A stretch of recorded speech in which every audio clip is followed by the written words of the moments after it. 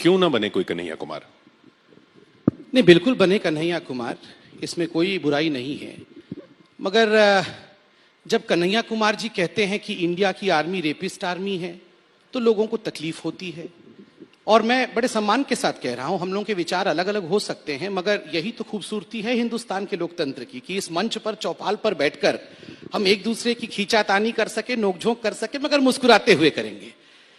कन्हैया कुमार जी जब कहते हैं, और मैं तमाम अखबारों की कटिंग प्रूफ के साथ भी लेकर आया हूं कि इंडिया की आर्मी रेपिस्ट आर्मी है। कश्मीर में रवांडा में जिस प्रकार 1000 महिलाओं का रेप आर्मी ने उनके कंट्री के किया था, ठीक उसी प्रकार कश्मीर में हमारी आर्मी महिलाओं का रेप करती है, तो तकलीफ होती है और लगता है कि ऐसी शिक्षा नहीं होनी चाहिए। दूसरा, जब कन्हैया कुमार जी अफजल गुरु जी का साथ देते हुए नजर आते हैं या मकबूल भट्ट के नमाजे जनाजा करते हुए नजर आते हैं तो तकलीफ होती है। और ये केवल कन्हैया जी के लिए व्यक्तिगत रूप से नहीं है, कन्हैया जी तो एक सोच के व्यक्ति हैं और उस तमाम सोच के लिए है। तकलीफ तब होती है जब, कन्हैया कुमार जी मुझे रेक्टिफाई कर दीजिएगा अगर मैं गलत हूं, जब आप कहते हैं कि मैं अपनी पत्नी का नाम और अपने बच्चे का नाम भारत माता की जय रखूंगा ताकि रोज मैं उन्हें पुकार सकूं भारत माता की जय कहकर। देखिए कितनी फर्क है सोच में। मैं भारत माता को मां मानता हूं, ये भारत माता को पत्नी बनाना चाहते हैं। तो मैं नहीं चाहता हूं कि भविष्य में ऐसा भी कोई व्यक्ति हो जो मेरे भारत मां को पत्नी बनाना चाहे। मेरी भारत मां मेरी मां है। फर्क है, इन सोच में फर्क है और ये सोच यहां एक्सप्रेस होना चाहिए। सोच को कुचलना है या सोच को सोच से जवाब देना है? देखिए मैं आपके सामने खड़ा हूं, मैं जवाब दे दूं। बिल्कुल, मैंने को सवाल पूछा, मैं 10 सेकंड में बोल देता हूं साहब, फिर आप जवाब दीजिएगा। आप तो 5 देखिए अभी मेरे से सवाल पूछा गया कि क्या मैं कुचल दूंगा। यहां बैठे हैं, जनता बैठी है, क्या मैं कुचलता हुआ नजर आ रहा हूं या मुस्कुराकर लोकतांत्रिक तरीके से कुछ सवाल पूछता हुआ नजर आ रहा हूं? मुझे लगता है कि मैं मुस्कुराकर पूछ रहा हूं, कुचल तो ये भी आप पे व्यक्तिगत नहीं था, उस सोच पे था। खैर, जवाब आपका। संबित जी, आप 5 बजे से लेकर के 10 बजे तक रोज टीवी में बोलते हैं, थोड़ा आज हमको बोलने दीजिएगा। बोलिए ना। पहली बात तो ये है कि आप जब बोलते हैं ना मुस्कुराना, एक होता है जबरदस्ती का, एक होता है ह्यूमर से मुस्कुराना। अच्छा, तो ह्यूमर को समझिए। हाँ हाँ बिल्कुल बताइए। अब जो मैं सवाल आप उठा रहे हैं उसका जवाब मैं आपको देता हूं। पहली बात, आपके घर से कोई शहीद हुआ है? मरा है कोई सीआरपीएफ में? आपके घर से हुआ है? बिल्कुल, मेरा भाई शहीद हुआ है। तो शहीद होने के बावजूद सुनिए मेरी बात, सुन लीजिए ना। शहीद होने के बावजूद ये कहते हैं कि इंडियन आर्मी रेपिस्ट है। सुन तो लीजिए ना। आप अखबार का कटिंग लाए हैं ना, अखबार का कटिंग वो अखबार आरएसएस से निकलता है। कौन सा? टाइम्स ऑफ इंडिया आरएसएस निकालती है। टाइम्स ऑफ इंडिया और ये न्यूज 18 आरएसएस निकालती है। मैं न्यूज 18 में सुना हूं भाई साहब, ये न्यूज 18 आरएसएस का है। अरे सुन तो न्यूज लीजिए 18 के एंकर से पूछता, आप आरएसएस के हैं? ए भाई साहब, न्यूज 18 ने ये न्यूज दिखाया था और यहाँ ताली बजी है कुछ एंकर्स ने। न्यूज 18 उनका जवाब सुन लीजिए। न्यूज 18 एंकर, न्यूज 18 आरएसएस का है कि नहीं? ये न्यूज 18 के जो बड़े लोग बैठे हैं वो बता दें। संबित जी डाइवर्ट नहीं करते। बताइए साहब, मैं दबा थोड़ी रहा। आप बोलने दीजिए, सुन लीजिए बारी बारी से। पहली बात, अखबार में छपी हुई हर बात सही नहीं होती है। मैंने तो आपको बोलते हुए न्यूज 18 में सुना था साहब। दूसरी बात, इंडियन आर्मी रेपिस्ट होती है और ये देश का सबसे बड़ा चैनल है भाई। सुनिए संबित जी, सुन तो लीजिए ना एक बार। बोलिए ना। अगर ऐसा हम बोले हैं ना, हाँ। और आप बीजेपी की प्रवक्ता की हैसियत से यहाँ बैठे हैं ना, हाँ। चलिए आप दोनों सवाल मैं आपको बोलता हूँ। ठीक है। अगर मैंने अफजल गुरु की बरसी मनाई, हाँ। अगर हमने देश के खिलाफ नारे लगाए, ठीक है। अगर हमने इंडियन आर्मी के खिलाफ बोला, तो चलिए प्रधानमंत्री आवास प्रदर्शन करते हैं। आप मेरे साथ में चलिए। प्रधानमंत्री के घर चलना पड़ेगा। आप प्रदर्शन कीजिए हमारे साथ चल करके। चौपाल में कुछ नहीं हो सकता, सब जाके प्रधानमंत्री के घर में होगा। आप प्रदर्शन कीजिए ना, आप बहस कीजिए। अच्छा। देश में आपकी 282 की सरकार है, 18 राज्यों में आपकी सरकार है, पुलिस पे आपका कंट्रोल है, राष्ट्रपति जी बीजेपी से हैं, राष्ट्रपति जी बीजेपी से हैं। अच्छा। सुनिए ना, उपराष्ट्रपति जी बीजेपी से हैं, प्रधानमंत्री जी बीजेपी से हैं, गृह मंत्री जी करी निंदा करने वाले बीजेपी से हैं। अच्छा। हम आपसे पूछते हैं कि चार्जशीट क्यों नहीं हो रहा है, और चार्जशीट नहीं हो रहा तो आप चलिए हमारे साथ प्रदर्शन करने के लिए। हम आपके साथ चलेंगे प्रदर्शन करने। अभी चलेंगे। देखिए, बतौलेबाजी करना एक बात होता है, मैं पढ़ूंगा तथ्य के साथ आप बतौलेबाजी हाँ बोलिए ना, तथ्य के साथ बोलिए। बताइए। मैं तथ्य के साथ बोल रहा हूँ। पहली बात, देश की आर्मी के सम्मान का मतलब यह होता है कि उसमें जाकर के काम भी करना। मेरे घर के लोग आर्मी में काम करते हैं, 16 लोग नौकरी करता है और उसमें से मेरा एक भाई शहीद भी हुआ है।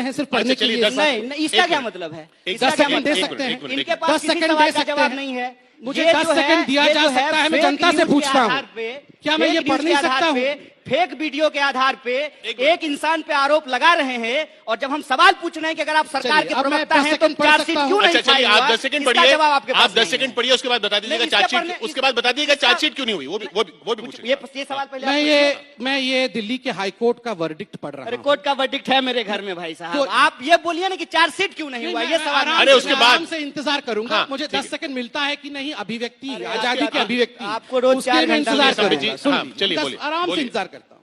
कोर्ट ने कहा पैराग्राफ नंबर 41 में, इनके लिए कहा, suffice it to note that such persons enjoy the freedom to raise such slogans in the comfort of university campus, but without realizing that they are in the safe environment because of our forces, of our army, are there in the battlefield situated at the highest altitude of the world, where even the oxygen is so scarce that those who are shouting anti-national slogans, holding posters of Afzal Guru and Maqbool Bhatt close to their chest, honoring their martyrdom, may not even be able to withstand those conditions for an hour even.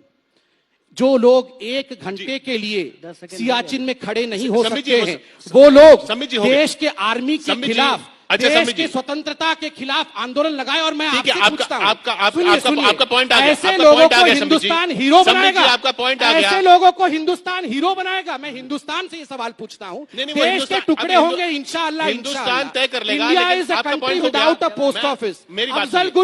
Afzal Guru तेरे कातिल जिंदा है, हम शर्मिंदा है। और यह व्यक्ति यहाँ बैठ के हिंदुस्तान से सवाल पूछेगा, यह व्यक्ति हिंदुस्तान से सवाल पूछेगा और यहाँ हमें बोलेगा कि तुम्हारे घर से कोई मरा नहीं। हुजूर बोलने भैया, संबित जी आपका पॉइंट हो गया। शहीद हुआ है, संबित जी मैं आपका उसको पॉइंट नमन हो गया। करता हूं। संबित जी आपका पॉइंट हो गया। इस बात की है कि आपके घर से शहादत के संबित जी बावजूद आपका भी पॉइंट हो गया। आपने शहादत को समझा नहीं।